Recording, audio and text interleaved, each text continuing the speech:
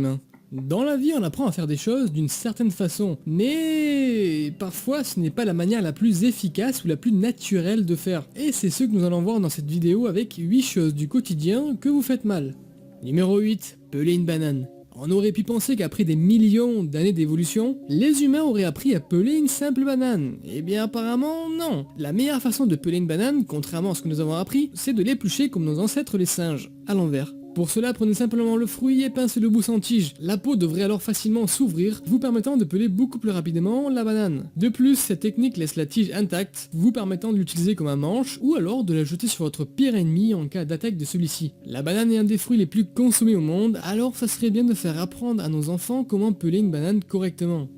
Numéro 7. Faire passer une gueule de bois. Ok, imaginez la situation suivante. Vous êtes sorti hier soir pour choper de la minette, et vous vous réveillez non pas avec les deux brésiliennes rencontrées hier soir, mais tout seul avec une gueule de bois monstrueuse. Là, vous essayez de faire passer votre gueule de bois, sauf que c'est trop tard, vous allez passer une journée horrible dans votre lit devant Netflix. La prochaine fois, ce que vous devez faire, c'est avant de vous coucher, boire un grand verre d'eau, et le lendemain, vous gaver de Sprite. En effet, selon des études récentes, le Sprite serait un très bon remède contre les lendemains difficiles. Bon après, le remède qui marche le mieux, c'est tout simplement d'attendre que la gueule de bois passe, ou alors ne pas boire du tout. Dans tous les cas, l'alcool doit être traité et éliminé par votre corps. Numéro 6, aller aux toilettes. Au cours de notre vie, on a tous eu des problèmes pour aller aux toilettes. Genre tu restes une heure assis et t'as rien qui sort. Bon après c'est vrai que tu as toujours le téléphone ou le PC portable pour t'occuper et passer ce moment désagréable. Cependant, tout ça pourrait bien changer avec la vraie façon d'aller aux toilettes. Si vous habitez dans un pays occidental, il y a des chances que vous n'ayez jamais connu la position accroupie pour faire vos besoins. Quoi qu'il en soit, notre corps est naturellement fait de sorte à déféquer en position accroupie. Ce qui est difficile à faire sur nos bonnes vieilles toilettes européennes. La position accroupie permet de réduire le risque d'apparition d'hémorroïdes et est conseillé si vous avez des problèmes de constipation. Donc la prochaine fois que vous avez des problèmes aux toilettes, prenez un tabouret avec vous et placez-le sous vos pieds.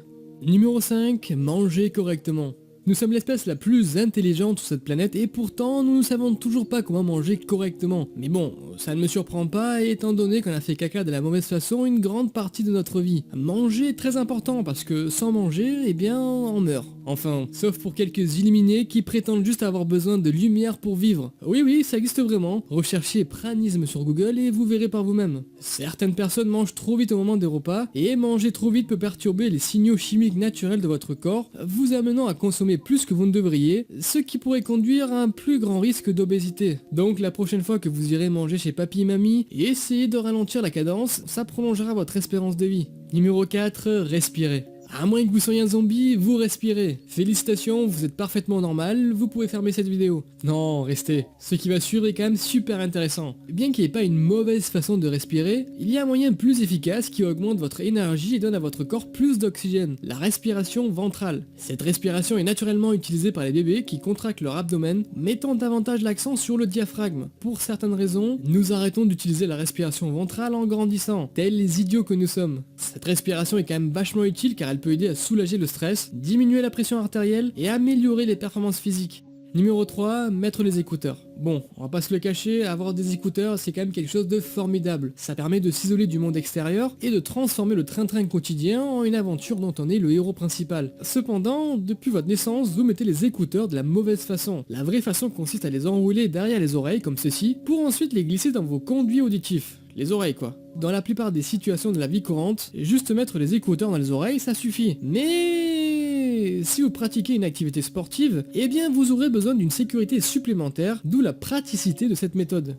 Numéro 2, tenir un burger.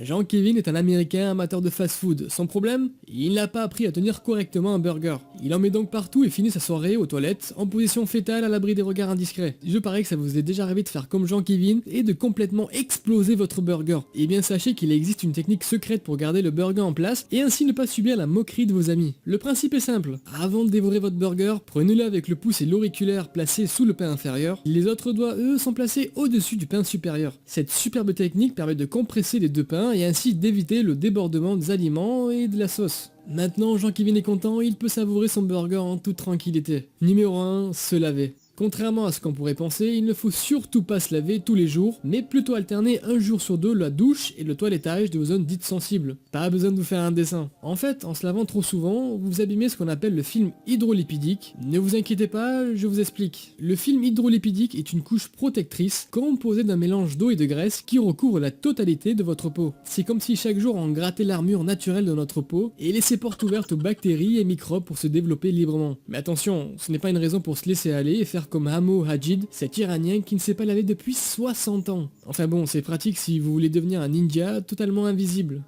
Voilà, Iman.